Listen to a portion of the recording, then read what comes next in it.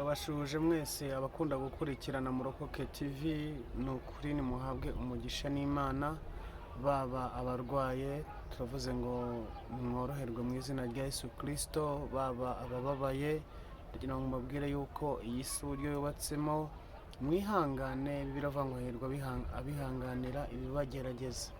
Ahantu rero nk'uko muri kubireba bene data nshuti z'umusaraba, tugeze ku muvandimwe ahantu tumusanze, niba ariho aba, niba ari iwe mu rugo, niba ariho mw'iyi minsi, mbese nanjye binteye urujijo ntago mbizi, ariko icyo nsanze ni uko nsanze ariho aryamye, ariho yibereye.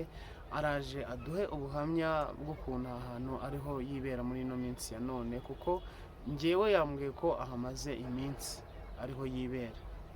Nuko rero dushuje inshuti zacu, iziba mu Rwanda, iziba hanze y'u Rwanda, baba muri Amerika, baba mu Budage, ababa ku mugabane wose w'Uburayi, turabashuje tugira tuti nimuhabwe umugisha n'Imana, kandi kuba tubafite ni iby'agaciro kenshi cyane. Mwene data rero tuguhaye ikaze, tugusanze uri hano hantu, ni iyihe mpamvu uri hano? Impamvu ndi hano, hano mpari ku mpamvu y'Imana, kubera ko Imana niyo yanzanye ahangaha, niyo yemeye ko nza ahangaha. Imana niyo yatumye uza ahangaha, niyo yemeye kuba. Kumva byaba bikomeye cyane. Ntacyo utangira wibwira abantu, unasuhuza abantu, unababwira impamvu Imana yakuzanye hano hantu. Yewe ndabasuhuje bantu b'Imana, amahoro y'Imana bane namwe. Imana ikomeze kuduhana umugisha. Amazina yanjye nitwa Nyameta Vincent, nkaba rero ndi hano muri buno butayu. Nyameta Vincent ni muntu ki, n'uwahagana hehe? Watubwiye yuko hano hantu haje ku mpamvu y'Imana, unatunyuremo mu ncamake impamvu Imana yahakuzanye. Se yahakuzanye kubwiye ko uje kuhakora iki? Yahakuzanye kubwira yuko nuhagera bizagenda bite? Ese imibereho yawe imeze ite hano hantu? Ese uhamaze igihe kingana iki? Ubundi ngewe mu rugo nyirizina, aho nturuka iburengerazuba. Iburengerazuba? Ngo nahagana he? Nturuka iburengerazuba i Rusizi, ubwo ni Cyangugu. None tugusanze i Kigali ku musozi wa Kimisagara, mu buvumo bwaho niho tugusanze. Ubu Imana yakukuye Cyangugu iravuga ngo nuze hano Kimisagara mu buvumo bwaho uze kuba ariho wibera? Ni ukuvuga ngo ubundi mbere y'uko ngewe nkizwa, cyangwa se mbere y'uko menya Imana, ubundi Imana yajyaga intumaho abahanuzi, ikambwira ngo imbere yanjye hari umurimo kandi mugari. Ni ukuvuga ngo ngewe ariko nkabitesha agaciro, kuko Imana ntago nari nyizi, nta nubwo nanayemeraga. Icyo numvaga nuko nashakaga kwiberaho mu buzima, nishakira amafaranga, numva ari byo binyuzuye, numva ari byo nshaka. Ariko noneho Imana yo ikambwira ati nyamara uzankorera, kandi imbere yawe hari umurimo mugari. Ni ukuvuga ngo rero mu bintu byanzanye ahangaha, cyangwa se byatumye Imana inzana ahangaha, mbere y'uko nza ahangaha, hari ijambo Imana yari yarambwiye, ariko sinasobanukirwa iryo ari ryo. Kuko Imana yari yarambwiye, irambwira ngo nguteguriye urugendo, kandi ati ibyawe nzabirinda. Ariko imbwira iryo jambo, nibaza impamvu irimbwiye, urwo rugendo koko nk'uko yaruvuze rwaje gusohora, mbona mvuye mu rugo, mbona ndaje nza hano i Kigali, ariko ngewe nza nzi ko nyine inyihereye akazi bisanzwe nyine kwishakira amafaranga.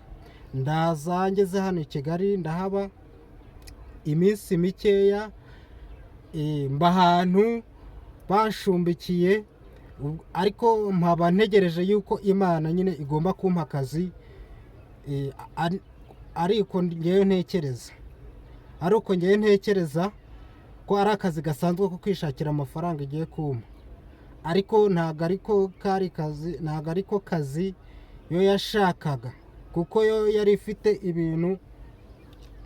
ifite akazi yantegure, cyangwa se yari ifite ibyo yateguye ishaka kunkoresha, nk'uko n'ubundi yajyaga intumaho abahanuzi ikambwira ko nzaba umukozi wayo, ariko ngewe nyine nkumva simbihaye agaciro, bitewe n'uko ngewe Imana ntabwo nayemeraga, ariko yo yaje kunyimenyesha.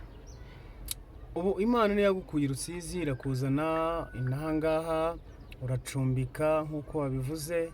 Aho hantu muri uko gucumbika wahavuye gute kugira ngo ugere ahandi? Ashaka ko abadukurikirana ubakura mu rujijo. Wavuye mu bucumbitsi ugeramo aha ngaha gute?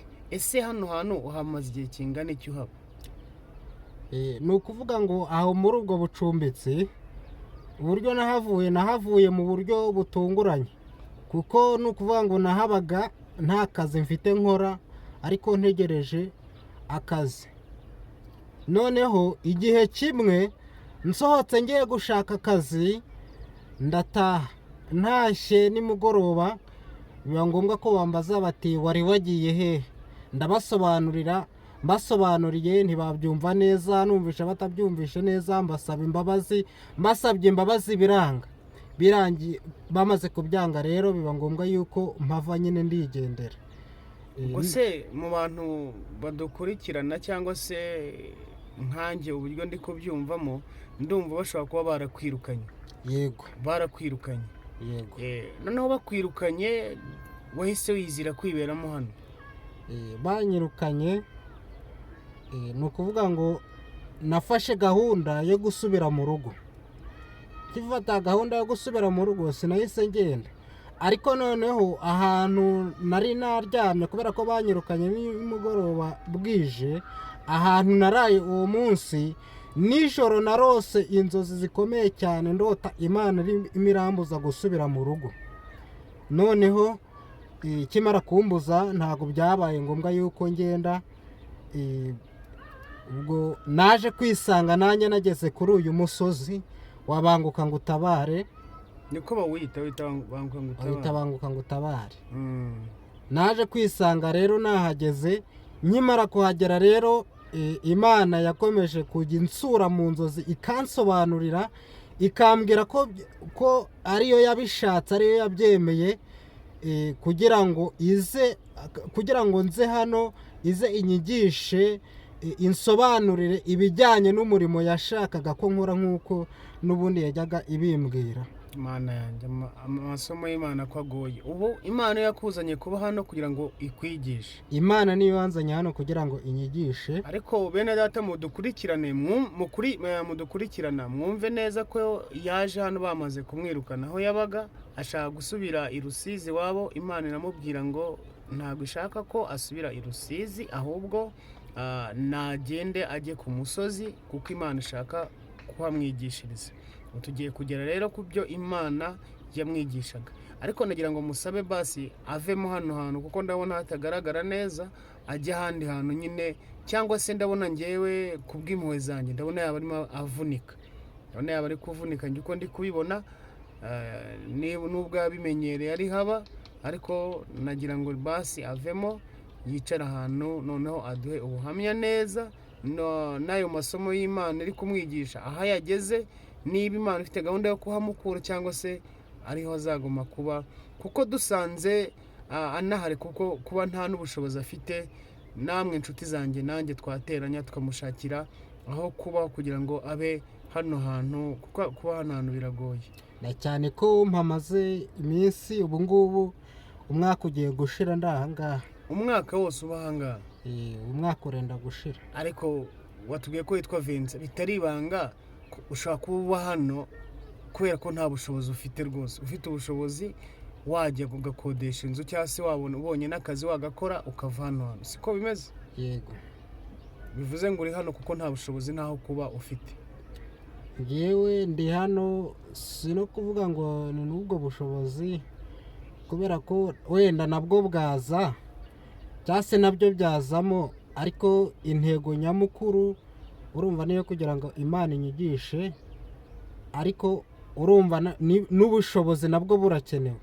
N'ubushobozi nabwo burakenewe cyane ko ubu ngubu ndi kugenda nsoza, Imana iri kugenda impa amakuru y'uko ibyo yari yashaka kunyigisha biri kugenda birangira, cyane ko muri iyi minsi iri kumpa amakuru imbwira ngo ngomba kujya mu itorero, hanyuma umuhamagaro wanjye ikawuzamura nk'uko yari yabiteguye. Bene data mudukurikirana rero b'inshuti zacu, ndagira ngo murebe ikintu mwakora rwose uyu mwene data tumuremere, turebe ko yavamo ubu buzima, kuko ndahageze ni ahantu hagoye cyane, ni ahantu haruhije rwose. Nibura Imana ikazaguha umugisha yuko hari icyo wakoze ku muntu wayo, yazanye mu ishyamba, yazanye mu buvumo, yazanye hano banguka ngutabare, ije kumwigisha. Tugiye kugera rero ku masomo Imana irimo imwigisha muri ino minsi, nicyo gice tugiye gukurikizaho. Isa nk'umanuka gatoya